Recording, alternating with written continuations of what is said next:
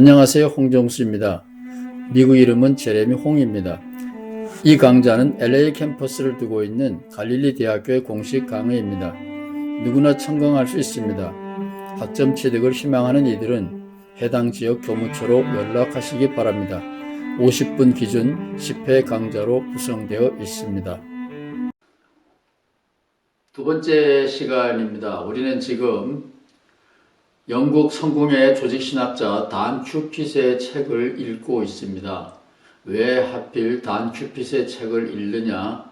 제가 설명드렸죠. 여러 가지, 5가지 이유가 있는데 그 중에 이유 하나는 많은 책을 쓴 저술가이지만 자신의 사상을 함축적으로 캡슐 폼으로 하나의 알약으로 딱 묶어둔 곳이 있다. 그런 식으로 글쓰기를 한다. 저는 이런 스타일의 학자를 좋아합니다. 그렇지 않으면 그 사람이 중언부언 하더라도 우리가 내가 머리가 나빠서 이해를 못하구나. 이런 식으로 우리를 답답하게 하고 책을 읽으면 읽을수록 나는 왜 이래. 이런 자괴감이 들기 때문에 자신의 사상을 함축적으로 요약해 놓은 캡슐 포뮬라를 아는 학자들을 저는 좋아합니다. 그런데 그런 학자가 단 큐핏만 있는 것은 아니에요. 제가 좋아하는 많은 학자들은 자신의 사상을 한 줄로 간단하게 요약을 해 줍니다. 오늘 두 번째 시간에 부분적으로 읽을 인물은 어네스트 지저스, 예수에게 솔직이라는 책을 쓴 로버트 펑크입니다. 1926년에 태어나서 2005년에 세상을 떠났습니다. 그 유명한 예수 세미나라는 학파 연구소를 만드신 분인데 이분은 LA 근교에 있는 클레어몬트 신학교에서 교수 생활을 하다가 내가 정직한 신앙을 찾아야 되겠다. 학교에서는 정직한 신앙을 가르치기가 어렵다라는 판단으로 뛰쳐나가서 독재가들의 기금을 모아서 여러 명의 학자들을 연구원으로 모시고 예수 찾기 운동을 했습니다. 예수 세미나보다 더 먼저 한국에서 저는 한국 기독교 연구소를 설립하여 예수 찾기 운동을 했지요. 그런 의미에서 저는 예수 세미나를 창설한 이 로버트 펑크라고 하는 신학자를 존경합니다. 개인적으로 만나보진 않았지만 이분을 존경하는 또 다른 이유는 이분이 예수 찾기 운동을 했다라는 것 말고 이분을 존경하는 또 다른 이유는 글쓰기 스타일이 저를 기쁘게 해준다. 그런 겁니다. 자신의 생각을 가끔씩 함축해 줍니다. 압축해 줍니다. 이 굉장히 두꺼운 책인데 이 책의 요점을 몇 줄로 요약했습니다. 그것을 로버트 펑크는 이렇게 말합니다.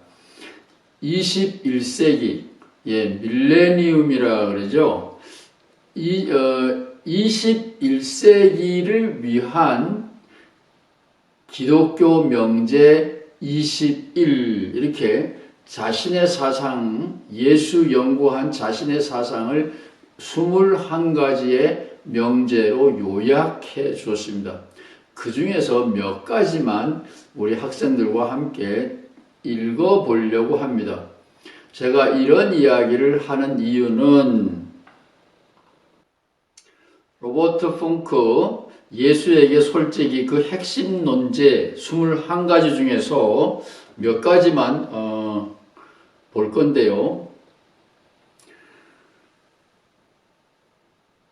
신학을 진지하게 공부하려고 갈릴리 대학에 오신 분들도 계시고 신분 유지를 위하여 머물렀다가 가려고 오신 분들도 계시고 긴가민가 하면서 새로운 기독교에 대한 관심을 가지고 오신 분들도 계시고 학생들은 매우 다양한데 어떤 경우든지 간에 제 클래스에 참여해 주신 것을 고맙게 생각합니다.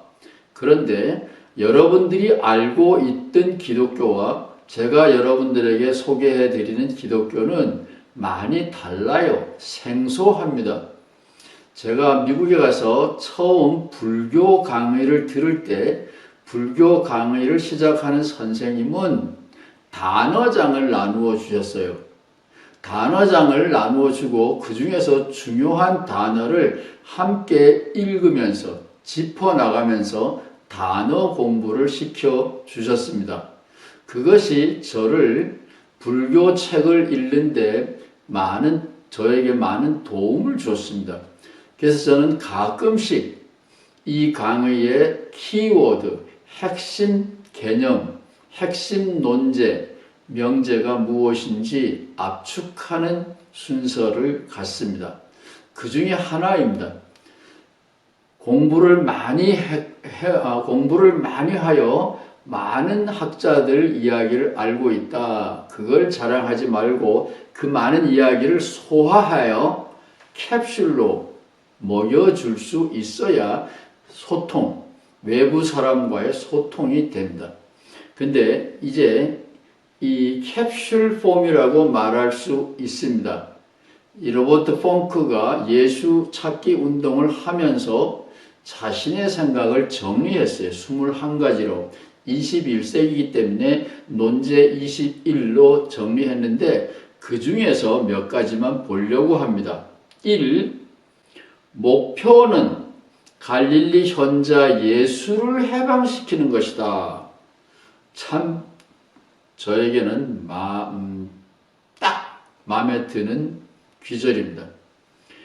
예수라는 말은 예루살렘에서 종교화된 그리스도를 말하는 게 아니고 예루살렘에서는 일주일 목회하셨죠. 3년간 갈릴리에서 평양에서 목회하셨는데 평양에서 목회하던 예수님이 서울 남산에서 처형당하셨다. 이렇게 생각하시면 됩니다.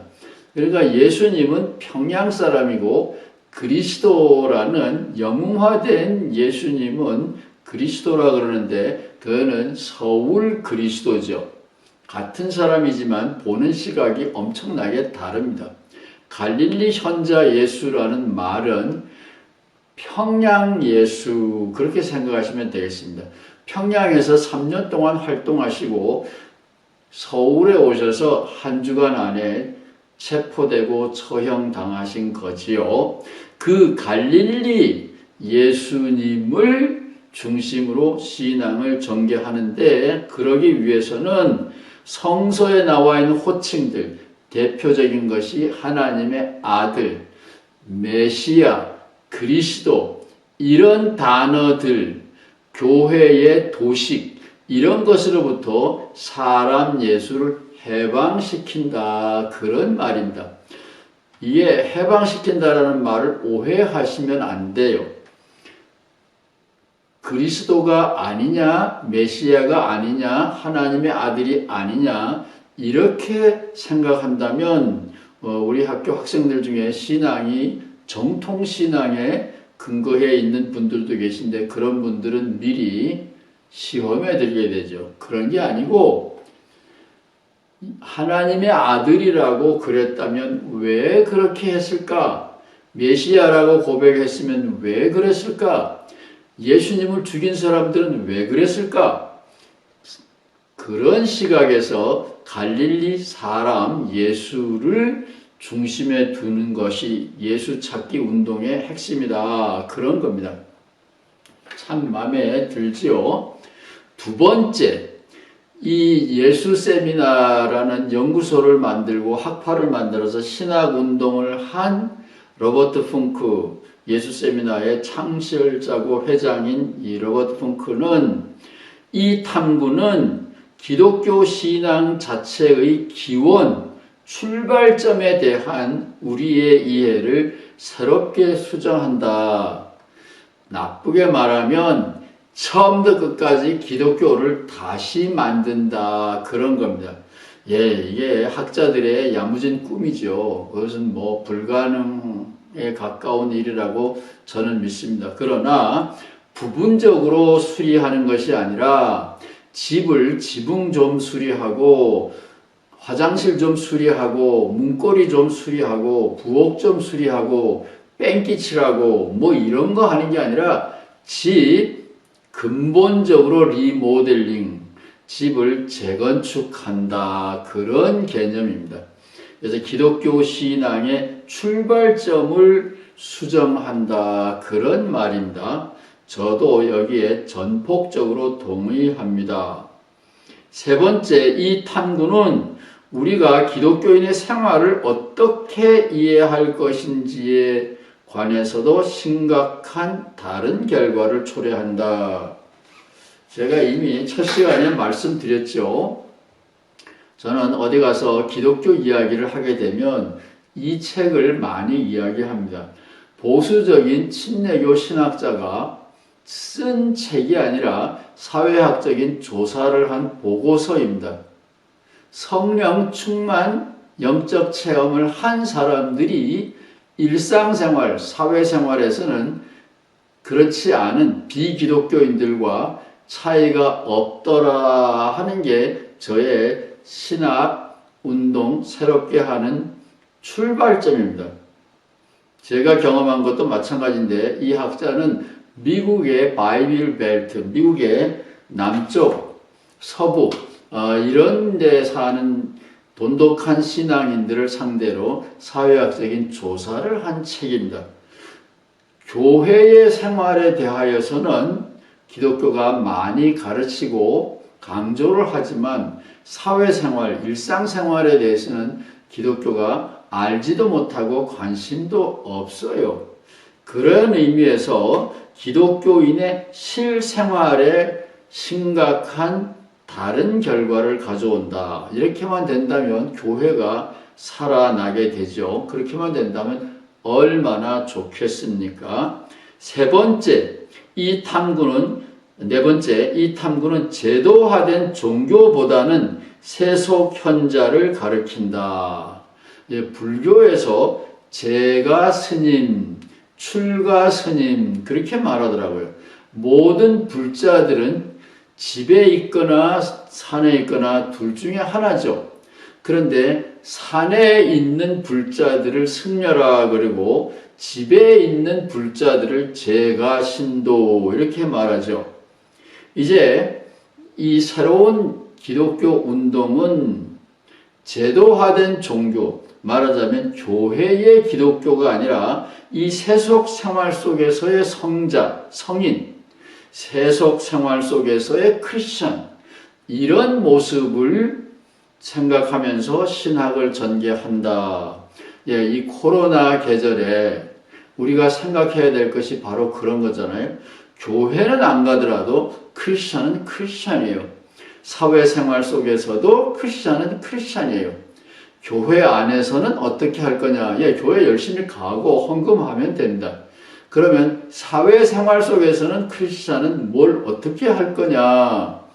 그것이 이 새로운 기독교 탐구, 예수 회복 운동의 핵심이고 결과물이다. 그런 겁니다. 이 참 마음에 들지 않나요?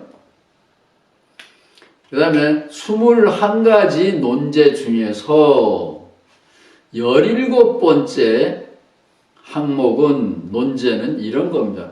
예수의 보혈 공로에 의한 구원의 교리를 버려야 된다.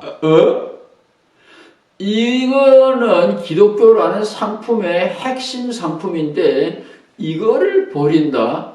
그러면 기독교는 껍데기다. 예수의 보혈 공로 때문에 오늘도 교회에 가서 예수님, 하나님 찬양하고 헌금하고 감사하고 왔는데 이 신학자, 사실은 개인이 아니라 그룹의 생각이라고 보시면 되겠습니다. 예수의 보혈 공로에 의한 구원 교리를 버려야 한다. 굉장히 위험하지만 우리 학생들 충격받을까봐 조금 설명을 드립니다. 예수의 보혈 공로로 구원받는다. 성경에 여기저기에 덜어 나와 있습니다. 다 성경에 기록자들이, 신약성서의 기록자들이 다 예수의 보혈 공로로 우리가 구원받는다 이렇게 말하는 것은 아니지만 분명히 예수의 보혈 공로로 우리가 구원받는다라는 게 성경에 있습니다. 그러면 물어봐야 돼요. 그게 무슨 말이냐 이렇게 물어봐야 되는데 사람들이 별로 물어보지 않고 그냥 덮어놓고 꽉 믿어버리죠. 보혈 공로를 버려야 된다. 예수님이 우리를 구원하는 구원자이다. Yes, 맞아요.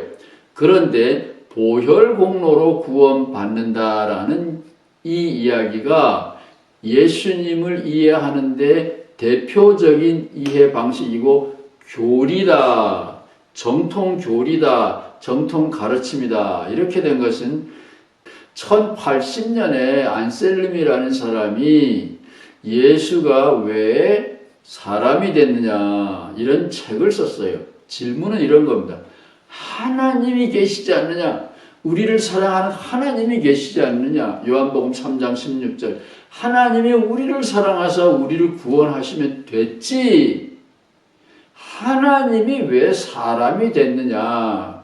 질문은 하나님이 사람을 구원할 수 없느냐?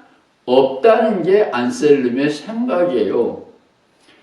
하나님이 사람을 구원할 수 있다면 구약시대에 하나님이 벌써 하셨을 것이다. 그런 거예요.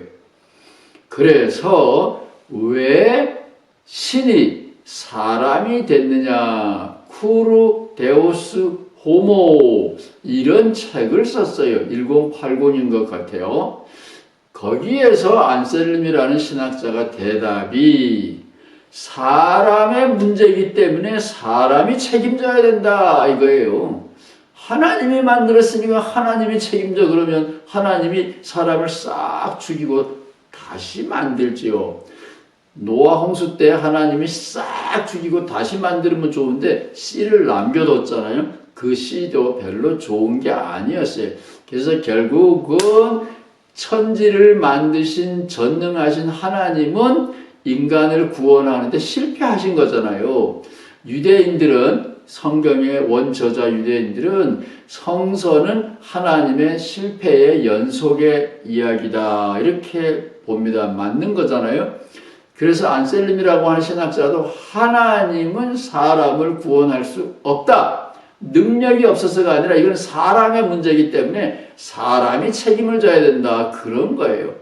그래서 사람이기도 하고 능력에 있어서는 신이기도 한 예수님, 하나님이기도 하고 사람이기도 한 두 본성을 가진 예수님이 오셔야 됐다. 그런 거예요. 그 이야기가 바로 보혈공로라는 가르침을 교회에서 정통 대표적인 하나님과 예수님과 우리 사이를 연결하는 가르침으로 자리 잡게 된 배경입니다. 이제 조금은 이해가 되시겠습니까? 성경에서는 예수님이 우리의 메시아다, 우리의 선생입니다 라는 것을 여러 각도에서 말하고 있는데 대표적인 것 하나가 지배하게 된 것은 1080년도의 일이고 그것이 바로 보혈공로인데 학자들은 그거는 여러 의견 중에 하나이기 때문에 그것이 대표적인 자리에서는 물러나야 된다. 그런 거예요. 그것을 부정하려고 하는 것은 아니에요. 자, 이제 부활절이 다가오는데 핵심 논제 21 중에서 18번째가 부활 이야기입니다. 굉장히 어렵고 또 걸림돌이 되는 중요한 이야기입니다. 부활 보도들은 잘 보세요. 독점적 예수 증인의 자격증. LA에서 어떤 분이 목회를 잘 하시고 물러났어요. 그런데 그 후임 목사님이 패권을 어느 정도 잡고 난 다음에 교인들에게 선포를 했어요. 이 교회의 창립 목사님, 그 창립 목사님이 그 교회의 은퇴 원로 공로 목사님으로 계속 교회에 나오고 계셨는데 그 교회의 창립 목사님은 안수받은 적도 없는 가짜 목사다라는 천기를 누설했어요. 폭로했습니다. 교인들이 누구를 선택했겠어요? 가짜 목사라도 좋다. 신학교 안 나와도 좋다. 목사증 없어도 좋다. 우리에게 살맛 나는 이야기를 주고 우리가 힘들 때 우리에게 힘이 되는 원로 목사님이 우리의 목사님이고 신학교를 나왔는지는 모르지만 젊은 목사 너는 가짜다. 나가라. 그런 거예요.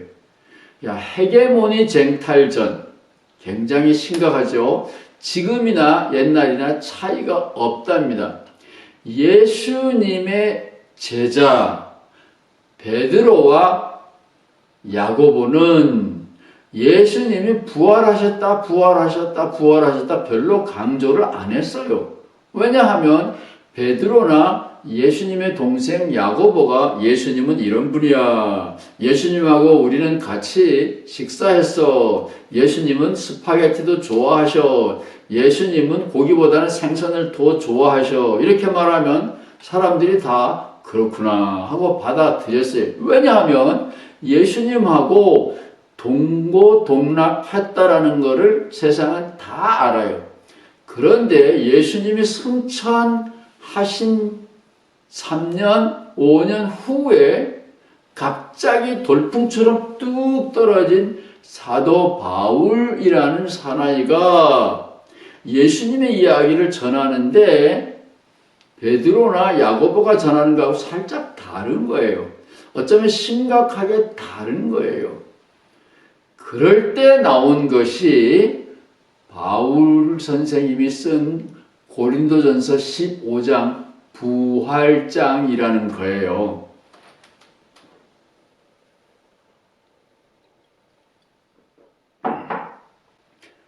고린도전서 15장 부활절을 보면 바로 이런 이야기가 나옵니다.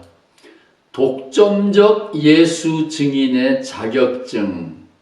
예수님이 부활하신 것을 경험한 사람만이 예수님의 복음을 전할 수 있는 면허증 자격증을 갖는다.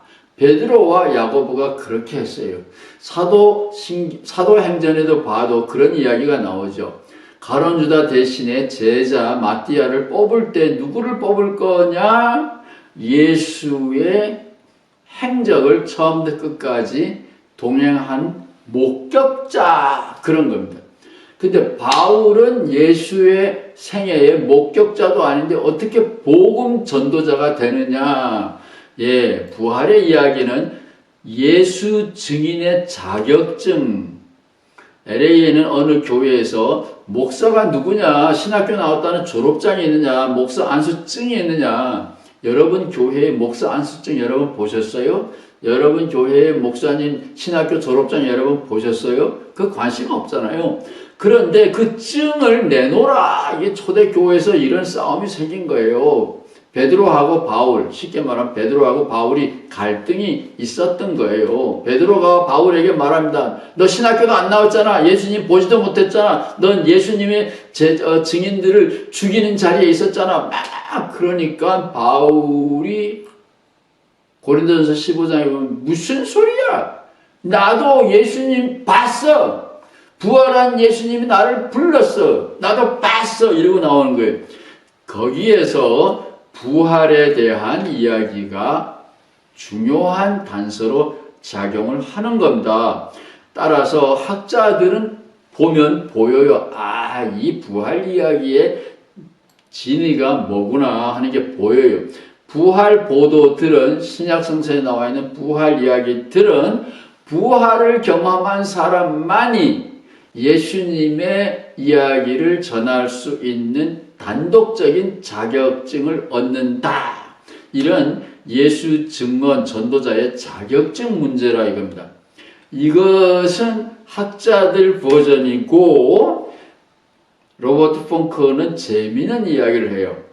그거는 지도자들 간의 문제고 평신도들 입장에서 보면 부활 이야기의 핵심은 이 세상이 다른 면도 있다.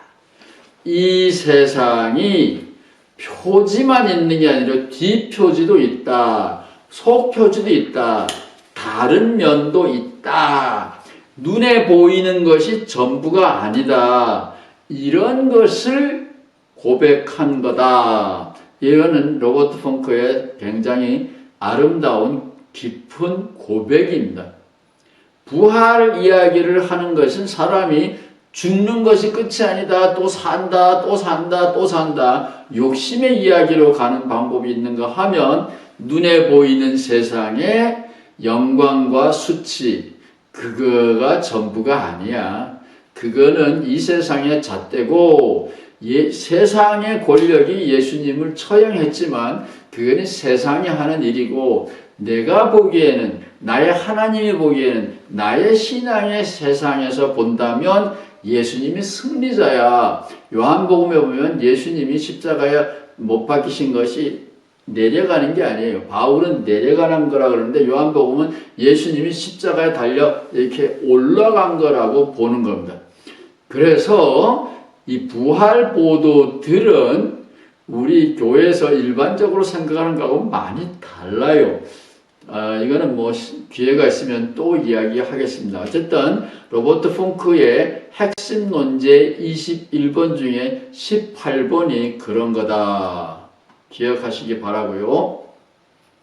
예수쌤이나 학파에 대하여 제가 불만이 많은 것이 바로 이 20번에 있는 기독교로부터 묵시 종말론적인 요소를 추방해야 된다라는 주장입니다.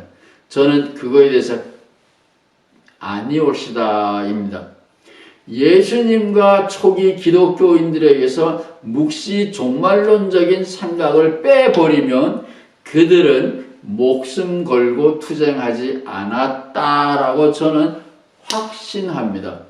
서양에 잘 사는 배부른 귀족들은 이 신학자들이 다 그런 사람들이에요.